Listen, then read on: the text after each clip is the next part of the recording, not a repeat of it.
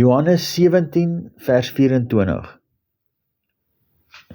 Vader, ek wil dat waar ek is, hulle wat U my gegee het, ook saam met my sal wees, sodat hulle my heerlikheid kan aanskou wat U my gegee het, omdat U my lief gehad het voor die grondlegging van die wêreld. Kan ons dit enigsins effektief verwoord vanuit die kragbron van liefde na aards en tydelike gesteldheid?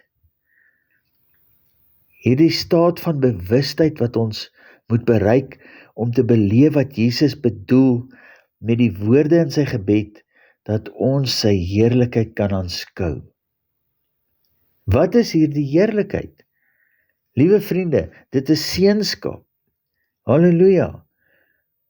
Om kind van God genoem te mag word. 1 Johannes 3 vers 1 tot 2. Kyk wat 'n groot liefde die Vader aan ons bewys het, dat ons kinders van God genoem kan word.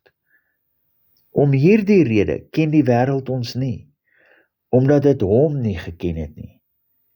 Geliefdes, nou is ons kinders van God, en dit is nog nie geopenbaar wat ons sal wees nie, maar ons weet dat ons, as hy verskyn, aan hom gelyk sal wees, omdat ons hom sal sien soos hy is. Die heerlikheid wat Jesus wil hê ons moet kry en besef, is dat ons kinders, en meer intiem, seuns en dogters van God is.